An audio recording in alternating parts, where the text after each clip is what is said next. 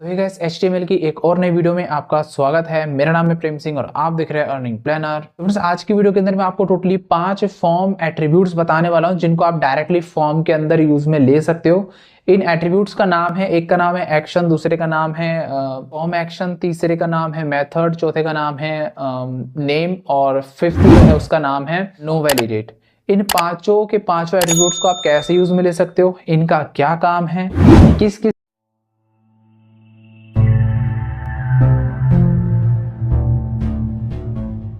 तो फ्रेंड्स, अगर आप देख सकते हैं मैं अपने कंप्यूटर की स्क्रीन के ऊपर आ चुका हूँ। कंप्यूटर की स्क्रीन के ऊपर आने के बाद यहाँ पर आप देख सकते हैं मैंने ऑलरेडी अपना जो कोड है वो कम्प्लीटली लिख दिया है यहाँ पर HTML का, और साथ साथ में कमेंट्स के अंदर मैंने यहाँ पर जो इंस्ट्रक्शंस हैं वो भी यहाँ पर डाल दिए हैं ताकि आपको अच्छे से क्लियर हो जाए।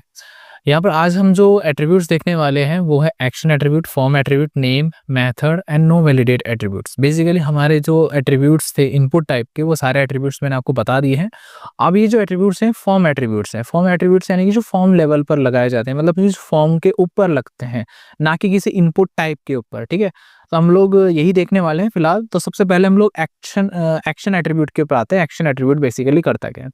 एक्शन एट्रीब्यूट का काम होता है कि जितना भी डेटा यूजर ने यहाँ पर एंटर किया है अपने फॉर्म के अंदर, जैसे कि मैं अभी आपको इस कंप्लीट कोड का अगर आउटपुट शो करूँ तो वो ये है सारा आउटपुट। ठीक है, अब बेसिकली क्या है, देखिए हमें देखो बेसिक फॉर्म के अंदर यहाँ पर फुल नेम अगर डालता है, ईमेल डालता है, मैसेज डालता है, और जैसे वो सेंड के ऊपर क्लिक करेगा तो यूजर ने जो यहाँ पर एंटर करी है डिटेल्स वो कहाँ पर जानी चाहिए, ये हम लोग बताते हैं एक्शन के अंदर। बेसिकली यहाँ पर आप देख सकते हैं फॉर्म के ऊपर लगता है, तो अंदर वाले जो हमारे एलिमेंट्स हैं उनके ऊपर नहीं, डायरेक्टली एक्शन के ऊपर लगता है, जो कि हम यहाँ पर एक्शन एट्रीब्यूट लगा दिया है। ठीक है, एक्शन एट्रीब्यूट यहाँ पर मैंने लिख दिया एक्शन, और एक्शन के अंदर यहाँ पर मैं कोई भी राउट लगा सकता हूँ या फिर आपका जो भी सर्वर का URL है यहाँ पर आपको देना होता है। बेसिकली होता क्या है कि जैसे ही यहाँ पर देखिए एक मेथड और लगा हुआ है, मैं फिलहाल के लिए इसको हटा देता हूँ क्योंकि ये आपके काम का नहीं है। फिलहाल के लिए मैं आपको आगे की तरफ बताऊंगा मेथड क्या है। तो यहाँ पर मैंने अभी के लिए देखिए स्लैश सबमिट कॉन्टैक्ट यहाँ पर लगा दिया है। अब बेसिकली होगा क्या है कि यहाँ पर मैंने कुछ भी अगर एंटर करा, यहाँ पर कोई मैसेज करके, और मैं जैसे सबमिट के ऊपर क्लिक करता हूँ तो यहाँ पर ये जो सारा का सारा डेटा है मेरा, ये वाला मतलब जो भी डेटा मैंने अभी इसके अंदर डाला था वो कंप्लीटली डेटा जो है वो मेरे इस वाले राउट के ऊपर सेंड कर दिया जाएगा। ठीक है, तो एक्शन के अंदर बेसिकली क्या होता है कि हम लोग यूजर के जो वैल्यूज हैं, जितने भी उसने डेटा दिया है वो सारा का सारा डेटा हम लोग गेट करते हैं, मतलब कि लेते हैं किसी न किसी URL के ऊपर। यहाँ पर आप अपना URL दे सकते हैं या फिर अपना अगर कोई इस तरीके का राउट है तो वो यहाँ पर आप दे सकते हैं, जो कि जावास्क्रिप्ट वगैरह के थ्रू हम लोग बाद में लगाते हैं। बस फिलहाल के लिए आपको इतना समझना है कि एक्शन के अंदर हम लोग वो राउट देते हैं या फिर सॉरी वो पाथ देते हैं स्लैश लगा करके, जिसके ऊपर आपका सारा का सारा डेटा आप लोग भेजना चाहते हैं। जैसे कि मैं सर्वर पे अगर भेजना चाहता हूं तो यहाँ पर मैं अपने सर्वर का URL डाल दूंगा, तो ये सारा का सारा डेटा जो भी मैंने यहाँ पर एंटर करा है ना, अभी जो भी यूजर यहाँ पर एंटर करता है, यहाँ पर देखो तीनों के तीनों जैसे सेंड के ऊपर क्लिक करेंगे वो डेटा जो है वो सर्वर के ऊपर चला जाएगा। फिर सर्वर पे आप बाकी की जो सेव करवाना है या फिर कुछ करना है तो वो आप कर सकते हो आगे की तरफ। ठीक है, तो एक्शन का काम बस इतना ही होता है। यहाँ पर आप देख भी सकते हैं एक्शन के लिए मैंने लिख भी रखा है URL where browser send the form data with when submit.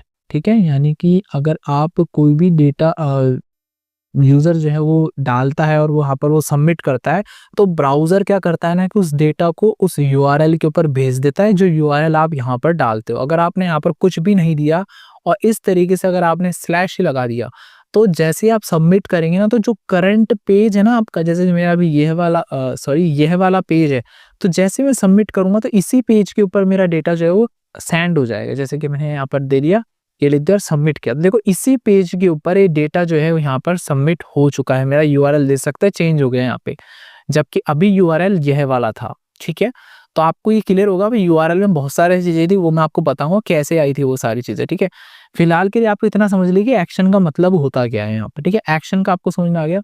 हम लोग आगे चलते हैं, इस वाले के बाद में हम लोग जाते हैं ओवरराइडिंग पे। ओवरराइडिंग बेसिकली क्या होती है कि आपको जैसे कि ओवरराइड करना है कोई एक्शन। मैंने कोई फॉर्म पर एक्शन लगाया था, ये देख सकते हैं मेरा एक फॉर्म पर मैंने एक्शन लगा दिया है सेव ड्राफ्ट। ठीक है, यहाँ पर एक मेथड भी है, मैं फिलहाल के लिए मेथड हटा रहा हूँ। ठीक है, क्योंकि मेथड अभी मैंने आपको समझाया नहीं है, अभी आगे मैं आपको समझाऊंगा।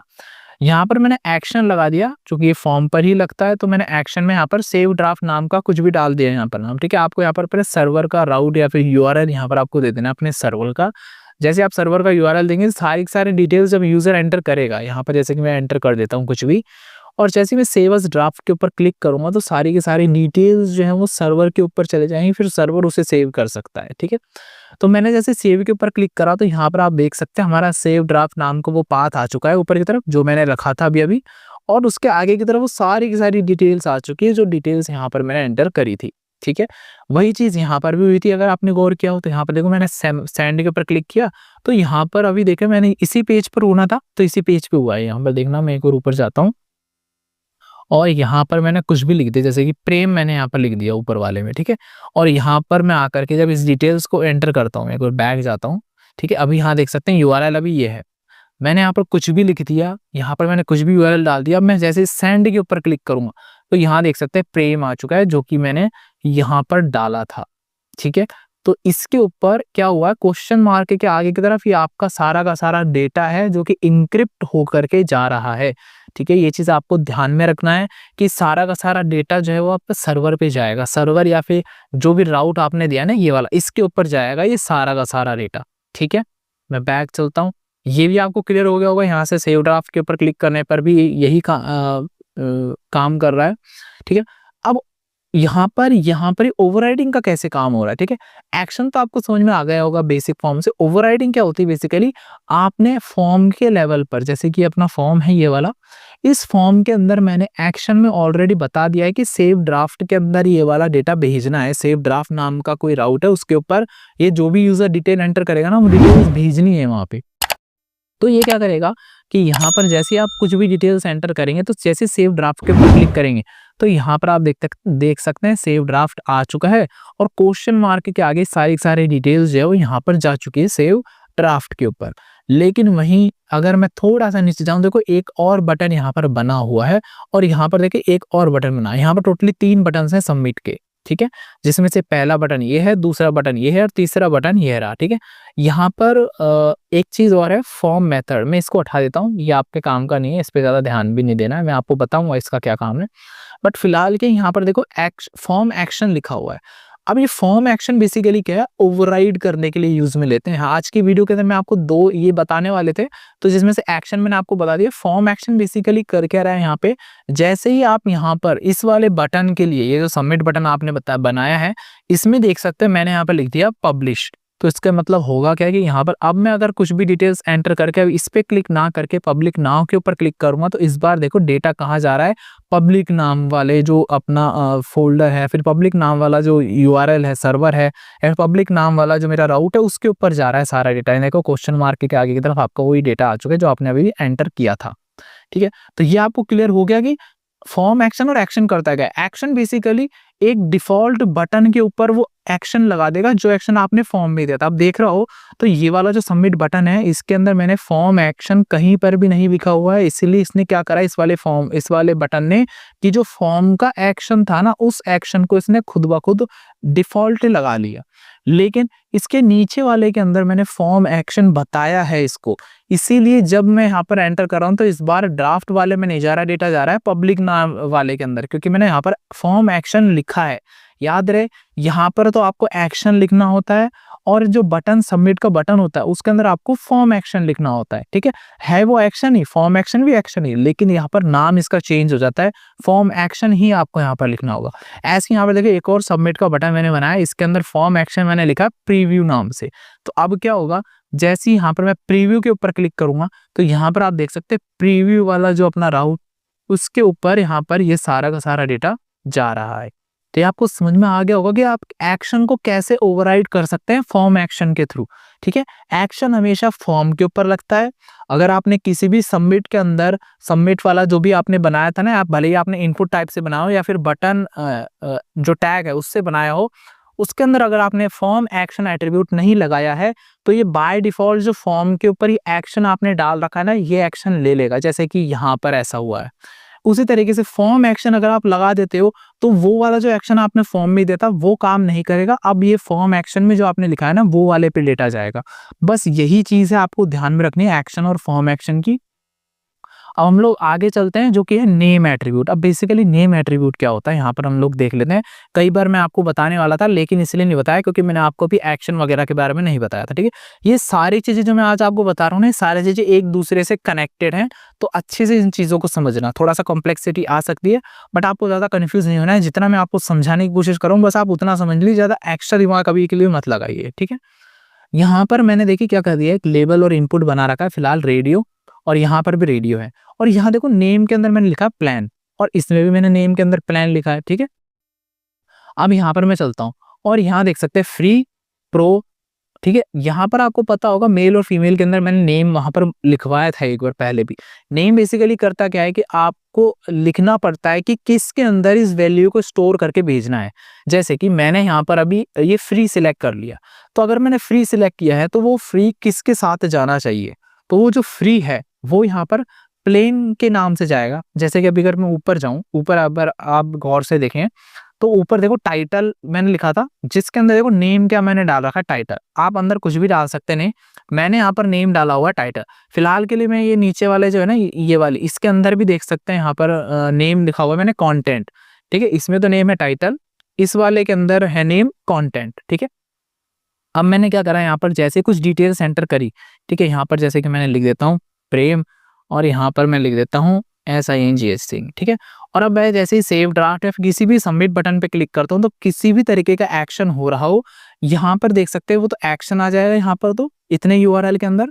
और ये क्वेश्चन मार्क आपको शो हो रहा होगा, इसके अंदर यहाँ देख सकते हैं क्या लिखा हुआ है, टाइटल, ठीक है। ये वही टाइटल है जो यहाँ पर आपने नेम के अंदर लिखा हुआ है, देख सकते हैं यहाँ नेम में भी मैंने टाइटल लिखा हुआ है। और इसी फील्ड के अंदर पोस्ट टाइटल यहीं पर ही मैंने लिखा था प्रेम, तो देख सकते हैं ये डेटा आ चुका है मेरा प्रेम के अंदर, मतलब टाइटल के अंदर ये प्रेम नाम की जो वैल्यू मैंने एंटर करी थी वो स्टोर हो गई है।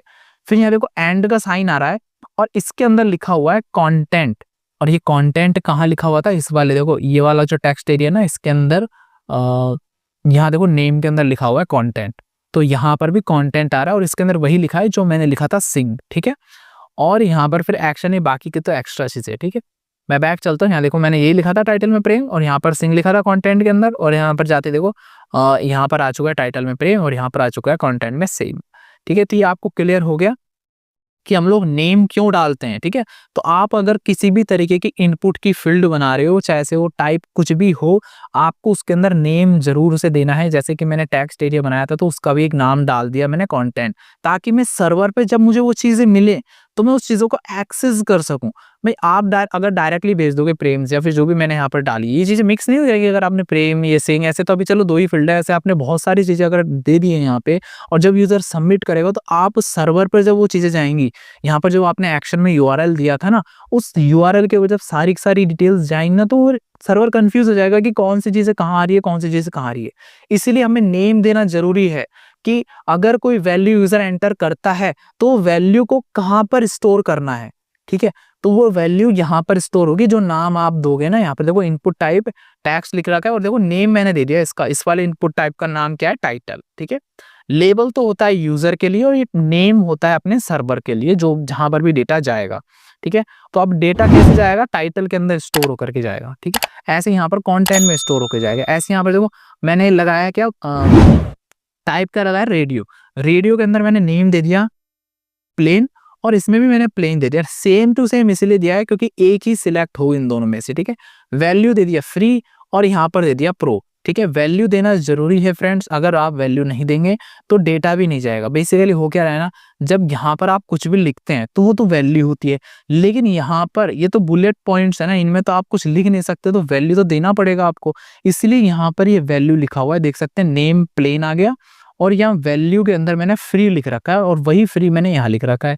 ऐसे यहाँ पर प्रो लिख रखा है, वही प्रो यहाँ लिख रखा है, लेकिन नेम देख सकते हैं दोनों का सेम है। ऐसे अगर आपने मेल और फीमेल का कर रहे हैं तो आप नेम में लिख सकते हैं जेंडर दोनों का सेम कर दीजिए, ताकि क्या होगा कि इन दोनों में से कोई एक ही सिलेक्ट हो। अगर मैंने यहाँ पर नाम अलग अलग करे होते तो अभी अलग अलग हो जाएगा। देखो ये अलग हो रहा है, ये अलग, देखो दोनों सिलेक्ट कर पा रहा हूँ। ये आपको ऑलरेडी पता है, जब मैंने रेडियो बताया था तभी मैंने आपको समझा दिया था कि आपको यहाँ पर नेम सेम ही रखने होंगे, तब जाकर के ये दोनों में से कोई एक जाएगा, ठीक है।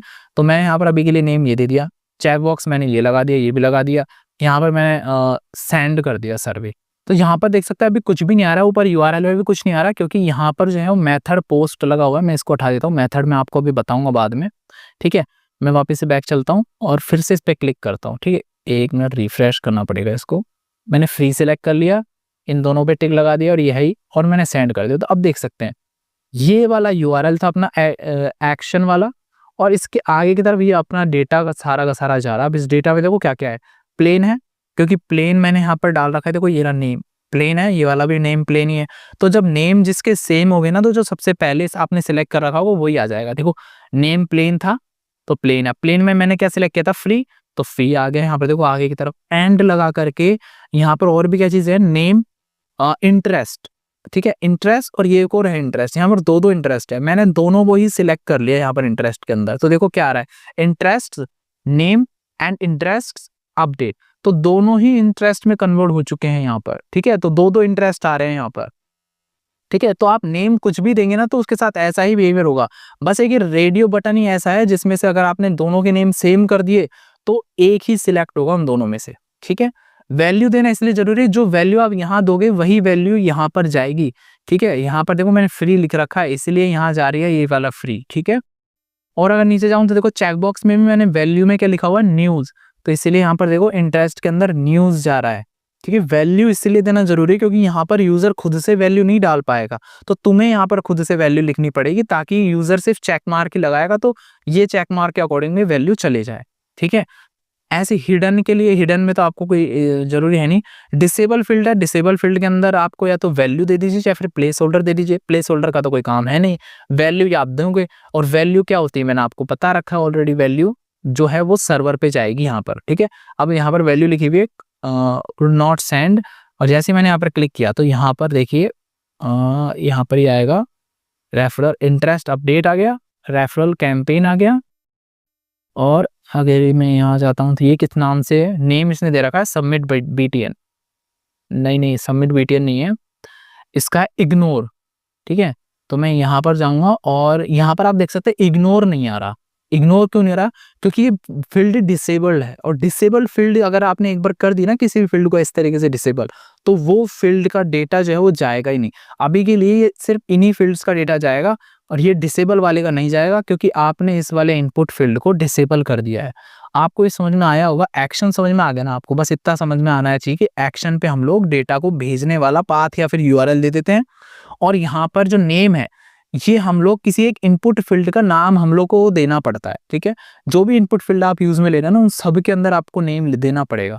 और अगर किसी का नाम 2 बार लिख दे, जैसे कि चेकबॉक्स का नाम मैंने यहाँ पर जो नेम है ना इन दोनों के सेम कर दिए, तो क्या होगा फिर वो दो ही नेम के साथ भेज देगा। यहाँ पर देख सकते हैं जैसे कि इंटरेस्ट यहाँ पर भी है, इंटरेस्ट यहाँ पर भी है, और दोनों में देखो न्यूज आ रहा है और इसमें अपडेट आ रहा है, ठीक है। तो ये आपको क्लियर रखना। बस एक रेडियो ही ऐसा है जिसमें अगर आपने नेम दोनों के सेम कर दिए तो एक ही जाना है, क्योंकि रेडियो में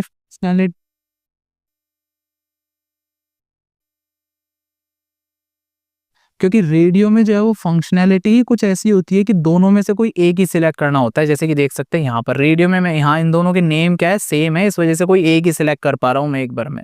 जबकि चेकबॉक्स की फंक्शनैलिटी ऐसी होती है कि आप मल्टीपल सिलेक्ट कर सकते हो भले इनके नेम सेम हो, ठीक है। तो आप बस इतना ध्यान रखिए, बाकी और कहीं पे भी दिक्कत नहीं आएगी आपको, बस यहीं पर ही आनी थी रेडियो वाले में और चेकबॉक्स में। तो वही मैंने आपको डायरेक्टली समझा दिया अच्छे से नेम के लिए, ठीक है। और नीचे चलते हैं, देखो और में भी होगा यहाँ नीचे की तरफ। अब मेथड की बारी है। नेम तो समझ में आ गया होगा आपको, बेसिकली आप किसी में भी यूज में ले सकते हैं नेम। नेम के अंदर वैल्यू ऑटोमेटिकली जाएगी, जैसे कि यहाँ ऊपर की तरफ भी जा रही थी टाइटल वाले में, ठीक है। टाइटल में क्या दे रखा था, नेम मैंने टाइटल। यहाँ आप नेम में कुछ भी लिख दीजिए, यूजर को कुछ भी शो नहीं होगा, लेकिन जब वो फॉर्म को सबमिट करता है तो अब जैसे मैंने सेंड किया तो यहाँ पर आप देखना, सॉरी मैं पीछे चलता हूँ, एक बार रिफ्रेश नहीं किया मैंने इसको, और मैंने किस में भेजा, अच्छा ओवरराइडिंग वाले में है, इस वाले में मैंने यहाँ से इसको सेंड करा तो यहाँ देख सकते हैं ये आ रहा है नेम अब की बार, और इसके अंदर वैल्यू ये आ रही है क्योंकि वैल्यू मैंने लिखी थी। ये जो नेम आ रहा है, ये नेम कहाँ से आ रहा है, यहाँ से ले रहा है ये। तो आपको यहाँ पर बिल्कुल भी कंफ्यूज नहीं होना है, ये कुछ भी ज़्यादा कॉम्प्लेक्स चीज़ नहीं है, सिंपल ही है, आपको सब समझ में आ जाएगा जब आप सर्वर के साथ काम करोगे। बस अभी के लिए आप इतना याद रख लीजिए कि एक्शन नाम का कुछ होता है जिसके अंदर डेटा जाता है, ठीक है। और जैसे आप सर्वर की चीज़ें समझोगे ना, तब आपको ऑटोमेटिकली समझ में आ जाएगा कि अच्छा इसीलिए हम लोग इसके अंदर भेजते हैं ये। अभी के लिए बस आप इतना समझ लीजिए कि ये जो एक्शन है ना, इसके अंदर हम लोग कुछ देते हैं जिसके अंदर ये सारा का सारा डेटा जाता है, और फॉर्म एक्शन में भी हम लोग कुछ दूसरा एड्रेस दे देते हैं जिसके ऊपर डेटा भेज रहे हैं हम लोग, ठीक है। तो एक तरीके का एड्रेस का काम करता है ये, ठीक है, जिसके ऊपर हम लोग डेटा भेज रहे हैं, कुछ हो ऑपरेशन उन डेटा के साथ में, तो ठीक है। तो ये समझ में आ गया, नेम आपको समझ में आ गया, ताकि जब डेटा जाए तो हर एक फील्ड का अपना नाम हो, ताकि जो जिसको हम लोग भेज रहे हैं ना डेटा, वो समझ सके कि यहाँ पर ये जो फील्ड है इसमें नेम है, इसमें ये है, इसमें एज है, इसमें ये है, वो अच्छे से समझ में आ जाए। अगर आपने नेम नहीं डाला ना, तो फिर जो जिसको आप डेटा भेज रहे हो यहाँ एक्शन के अंदर, वो कंफ्यूज हो जाएगा कि किसमें क्या जा रहा है, ठीक है। बस आपको इतना ध्यान रखना है, जितने भी इनपुट फील्ड्स होते हैं ना यहाँ पे, जितने भी यहाँ पर टेक्स्ट एरिया है, जितने भी इनपुट फील्ड्स हैं, उन सभी में आपको नेम तो यूज में लेना ही पड़ेगा, ठीक है। ये आपको क्लियर हो गया नेम वाला पार्ट, ठीक है। अब हम लोग आगे चलते हैं मेथड के ऊपर। बेसिकली मेथड यहाँ पर दो ही हैं, गेट और पोस्ट फिलहाल के लिए।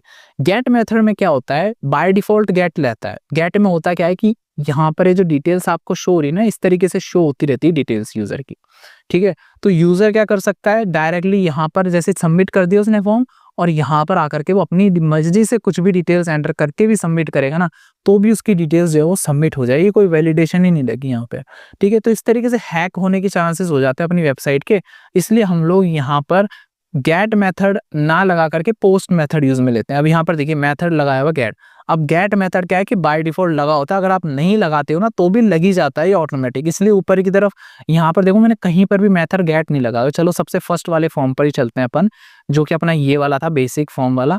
तो यहाँ पर अगर आप गौर से देखें तो यहाँ पर मैंने देखो फॉर्म के एक्शन के अंदर कुछ भी नहीं लगाया। अब मैंने मेथड लगा दिया यहाँ पे क्या, गेट, ठीक है। गेट मेथड मैंने लगाया, यहाँ पर कुछ भी करा, सेंड कर दिया, तो देखो कुछ भी चेंजेस हुआ, कुछ भी चेंजेस नहीं हुआ, यहाँ पर एग्जैक्ट सेम ही है। लेकिन अगर मैंने यहाँ पर लगा दिया पोस्ट, POST पोस्ट, तो अब होगा क्या कि डेटा तो जाएगा। मैं देखो सेंड के ऊपर क्लिक कर दिया, एक मिनट में बैक चलता हूँ, रिफ्रेश करता हूँ, ठीक है। मैंने यहाँ पर डेटा भेज दिया, सेंड कर दिया, अब डेटा तो जाएगा, सक्सेसफुली चला जाएगा डेटा, लेकिन वो यहाँ पर URL में शो नहीं होगा डेटा। तो इससे क्या है कि यूजर अब चेंज नहीं कर सकता अपनी डिटेल, अगर उसे चेंज करना है तो उसे फिर पीछे जाना पड़ेगा। और यहाँ पर जो वैलिडेशंस आपने लगाई ना कि ईमेल में ईमेल ही होना चाहिए, मैसेज में कुछ मैसेज ही होना चाहिए, कोई पैटर्न वगैरह लगा रखा है, तो उसको फॉलो करते हुए ही उसको डिटेल्स एंटर करके सेंड करनी पड़ेगी। अगर आपने किसी भी तरह से गेट मेथड उसको दे दिया यहाँ पे, या फिर आपने नहीं दिया यहाँ पर कुछ भी, मैं हटा देता हूँ, क्योंकि गेट मेथड लगाओ या मत लगाओ वो गेट पर रहता ही है, ठीक है। तो यहाँ पर मैंने इसको हटा दिया गेट मेथड। अब क्या होगा, आपने यहाँ पर पैटर्न लगा रखे होंगे, कुछ वैलिडेशंस लगाई होगी कि यहाँ पर ईमेल ही आएगी, यहाँ पर नहीं आएगा। और अब यूजर जैसे सेंड के ऊपर क्लिक करेगा तो देखो यहाँ पर फुल नेम में आ रहा है हरि सिंह नरू का, ये आ रहा है, और यहाँ पर ईमेल के अंदर आ रहा है, और यहाँ पर देखो ये सारे डिटेल्स आ रहा है। अब यूजर क्या है ना कि इसको चेंज कर सकता है खुद के अकॉर्डिंग, हो सकता है कि वो कुछ भी चीज़ डाल दे वो, और यहाँ से जो ये जो gmail.com लिखा हुआ है ना, इस gmail.com को वो उठा करके बस कुछ भी गलत चीज़ें भेज सकता है वो। तो उसको तो यहाँ पीछे आकर के और ये चीज़ को फिल करने की ज़रूरत ही नहीं पड़ेगी, वो तो डायरेक्टली यहीं से फिल करके और इस URL को कॉपी करके रखेगा, हमेशा किसी को भेजना हो वो भेज देगा URL, और वो URL के थ्रू ही सब कुछ डेटा वगैरह ऐसा लिख लखा करके गलत सलत भेज देंगे। तो इस वजह से हम लोग गेट मेथड यूज में नहीं लेते, हम लोग पोस्ट मेथड यूज में लेते हैं, क्योंकि वो सिक्योर होता है। उसमें डेटा जो है ना वो यूजर को शो नहीं होता है, वो डेटा URL में शो नहीं होता है, तो इसलिए यूजर इसको चेंज भी नहीं कर पाता। अगर उसे को चेंज करना है तो उसे ओरिजिनल हमारे फॉर्म पर आना पड़ेगा इस वेबसाइट के, और उसके अंदर फॉर्म्स वगैरह के अंदर ये डिटेल्स जो करेक्ट एंटर करनी पड़ेगी, जो पैटर्न या फिर जो वैलिडेशन हम लोगों ने लगाई है ना इसके अंदर, वो फिर वो यहाँ से सेंड कर पाएगा, ठीक है। तो ये आपको क्लियर हो गया होगा कि नेम हम लोग क्यों लगाते हैं। मेथड भी मैंने आपको बता दिया, दो ही मेथड अभी आपको याद रखना है, गेट और पोस्ट, बेसिकली दो ही होते हैं फिलहाल के लिए फॉर्म के अंदर। जब आप सर्वर के साथ में काम करना सीख जाएंगे, जब आप सर्वर का काम भी सीख जाएंगे, तो आपको समझ में आ जाएगा, जावास्क्रिप्ट वगैरह जब आपको आ जाएगी तब आपको समझ में आएगा कि हाँ हम लोग क्यों एक्शन के अंदर ये डिटेल्स को भेजते थे। बस अभी आपके लोग इतना ही दिमाग में रखना है कि हम लोग इसके अंदर डिटेल्स भेजते हैं, इस तरीके से हम लोग डिटेल्स भेजना सकते हैं, ठीक है। एक तरीके से ऐसे समझो कि आप किसी को कुरियर कर रहे हो, कुछ आप लोग संदेश भेज रहे हो, तो भेजते समय जो आपको तैयारियां कर रही है ना वो आप सीख रहे हो अभी। फिर जब रिसीव हो रही है वहां पर जो चीजें आपको सीखनी है वो आप सर्वर साइड पे सीखोगे, जब आप सर्वर वाला काम सीखोगे ना, तब जब नोड.js अपनी आएगी, MongoDB वगैरह आप सीखोगे, MySQL वगैरह, तब आपको समझ में आएगा कि हम लोग उस रिसीव कैसे करते हैं डेटा। अभी आपने सेंड करना सीख लिया, सेंड करने में आपने एक्शन, फॉर्म एक्शन, नेम, और यहाँ पर दूसरी चीज क्या सीखा था अपन ने, नेम हो गया, वैल्यू, ठीक है, ये कैसे काम कर रही है, मेथड कैसे काम कर रहे हैं, अभी आपको समझ में आ गया होगा ये, ठीक है। और क्या चीजें हम मेरे को बतानी थी अभी, नो वैलिडेशन। नो वैलिडेशन का बेसिकली कोई ऐसा कोई काम नहीं है। वैसे नो वैलिडेशन का मतलब ये होता है कि किसी भी तरीके की रिस्ट्रिक्शन नहीं लगेगी अब यूजर पे। जैसे कि अभी यहाँ पर आपने रिक्वायर्ड कर रखा है इन दोनों को, ठीक है, कि यूजर को फुल नेम भी देना पड़ेगा, ईमेल भी देना पड़ेगा, जब तक वो मैसेज जाएगा नहीं। देखो मैं रिफ्रेश करता हूँ इसको, अब अगर मैं यहाँ से सेंड करूँ, देखो ये वैलिडेशन लगी हुई है, यहाँ पर एरर आ रहा है। अगर मैंने यहाँ लगा दिया नो वैलिडेशन, यहाँ फॉर्म के ऊपर ही लगता है ये नो वैलिडेशन, मैंने लगा दिया नो वैलिडेशन, मतलब नो वैलिडेट, ठीक है।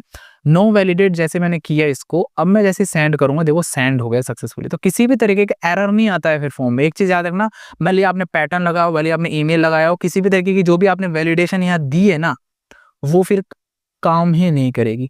यहाँ देखो मैंने रिक्वायर्ड लिख रखा है, आपको पता है रिक्वायर्ड क्या काम होता है, एरर थ्रो कर देता है। पैटर्न आपने लगाया होगा जिसको यूजर अगर फॉलो करता है तभी सबमिट कर पाएगा।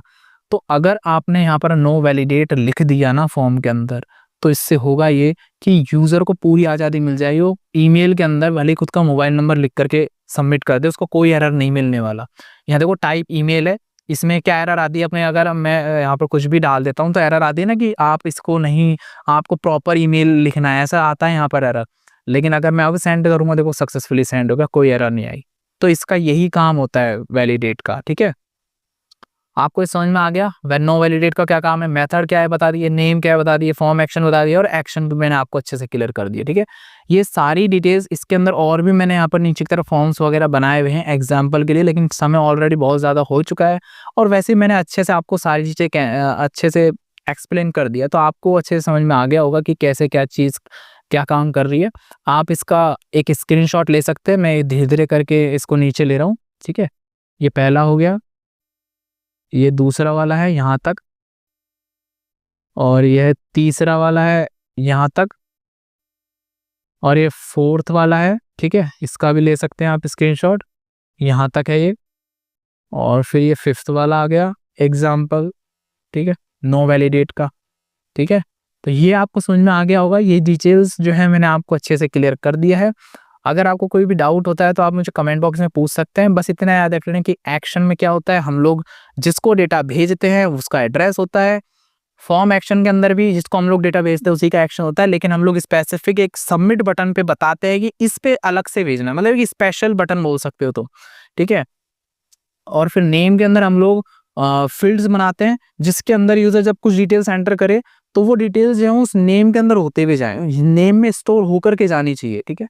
मेथड में हम लोग गेट और पोस्ट करते हैं। गेट जो है वो अनसिक्योर होता है, पोस्ट जो है वो सिक्योर होता है, क्योंकि इसमें डेटा जो यूजर को शो नहीं होता, ठीक है। नो वैलिडेट में क्या होता है कि जितने भी एरर्स वगैरह होते हैं आपके फॉर्म के अंदर, वैलिडेशन जितनी भी लगा रखी होती है ना आपने, कि यूजर को इसी चीज को फॉलो करना होगा, इस चीज को फॉलो, जो रूल्स और रेगुलेशंस आपने बनाए हैं फॉर्म के अंदर, वो सारे के सारे अवेयर इग्नोर हो जाते हैं सारे, फिर यूजर को पूरी आजादी मिल जाती है, ठीक है। ये आपको क्लियर है। बाकी आपको ये चीज़ें और अच्छे से तभी समझ में आएगी जब आप खुद से इन चीज़ों की प्रैक्टिस करेंगे। आपको करना कुछ नहीं है, बस चैट जीपीटी पे जाना है, उससे एक्सरसाइजेस लेनी है। आप एक घर का टीचर है, वो आराम से उससे जो पूछना है आप आराम से उससे पूछ सकते हैं। अगर आपको कोई डाउट आ रहा है तो आप चैट जीपीटी से भी कंफर्म कर सकते हैं कि ऐसा करने से ऐसा होगा क्या, ऐसा करने से ऐसा होगा, तो वो आपको और अच्छे से क्लियर कर देगा, ठीक है। एआई से आप लर्न करना सीखिए, यूट्यूब से भी आप करिए, कोई दिक्कत नहीं है। बट अगर यूट्यूब से आपको कोई चीज़ में कुछ कहीं पर डाउट आता है तो आप वो चैट जीपीटी, जेमिनी वगैरह से, ये जो एआई फीचर्स हैं इनका बहुत अच्छा खासा यूज आप ले सकते हो इन चीज़ों को, छोटे मोटे डाउट्स को क्लियर करने के लिए। बाकी अगर वहाँ भी नहीं होते हैं तो आप कमेंट बॉक्स में मुझसे पूछ सकते हैं, ठीक है। तो फ्रेंड्स आई होप आपको अच्छे सब कुछ क्लियर हो गया, क्योंकि HTML इनपुट फील्ड्स के अंदर ये लिस्ट और ऑटो कंप्लीट एट्रीब्यूट्स को आप किस तरीके से यूज में ले सकते हो। तो फ्रेंड्स आपको वीडियो कैसे लगी, यदि वीडियो आपको अच्छी लगी तो इसे लाइक कीजिए, और यदि आप हमारे चैनल पर नए हैं तो इसे सब्सक्राइब कीजिए। वीडियो को देखने के लिए धन्यवाद, आपका दिन शुभ हो।